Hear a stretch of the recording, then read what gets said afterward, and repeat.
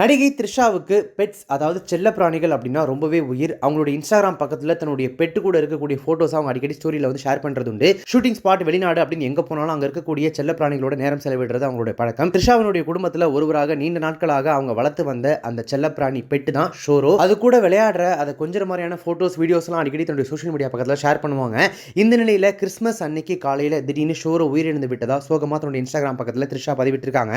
இது குறித்து தன்னுடைய இன்ஸ்டாகிராம் ஸ்டோரியில் பதிவிட்டிருக்கக்கூடிய த்ரிஷா, என் மகன் ஷோரோ இன்று காலை கிறிஸ்துமஸ் அன்று உயிர் பிரிந்தான். இந்த இழப்பு எனக்கு எவ்வளவு துயரமானது என்றும் என் வாழ்க்கை இனி அர்த்தமற்றதாக நான் உணர்கிறேன் என்றும் என்னை நன்கு அறிந்தவர்களுக்கு மட்டுமே தெரியும். இந்த அதிர்ச்சியில் நானும் என் குடும்பத்தினரும் உறைந்து போய் இருக்கிறோம். இதிலிருந்து மீண்டு வர எங்களுக்கு கொஞ்சம் கால அவகாசம் தேவைப்படும் அப்படின்னு சொல்லிட்டு ரொம்பவே சோகமா பதிவிட்டிருக்காங்க. பலரும் அவங்களுக்கு தங்களுடைய அனுதாபங்களை தெரிவிச்சிட்டு இருந்தாலுமே கூட, என்னங்க ஏதோ சொந்தமா மகன் வளர்த்து அந்த மகனுக்கு ஏதோ ஆன மாதிரி இவ்வளோ சோகமா போஸ்ட் போட்டிருக்காங்க. ஆஃப்டர் ஆல் அது ஒரு பெட்டு தானே, இதுக்கெல்லாம் அந்த நடிகைகள் இப்படி தான் ஓவரா பண்ணுவாங்க அப்படின்னு சொல்லிட்டு இதை மீன் போட்டு ஒரு பக்கம் பயங்கரமா சோஷியல் மீடியாவில் கலாய்ச்சிட்டு வந்துட்டு இருந்தாலுமே கூட அவங்களுக்கு தான் அந்த சோகம் தெரியும். அந்த பெட்டை அவங்க குடும்பத்தில் ஒருத்தரா உண்மையாவே அவங்களுடைய பிள்ளை மாதிரி வந்து அவங்க பக்கத்துலேயே நெருக்கமாக வச்சு கொஞ்சி விளையாடி வளர்த்துருக்கலாம். அதனாலேயே அதனுடைய இழப்பை அவங்களுக்கு அவ்வளோ பெரிய வழியை கொடுத்துருக்கலாம். யாருடைய சோகமோ இல்லை அவங்களுடைய பக்கமோ என்னன்னு தெரியாமல் நம்ம வந்து தேவையில்லாமல் பேச தேவையில்லை இல்லையா அப்படின்னு சொல்லிட்டு த்ரிஷாவுக்கு ஆதரவாகவும் நிறைய பேர் வந்து போஸ்ட் போட்டுட்டு இருக்காங்க.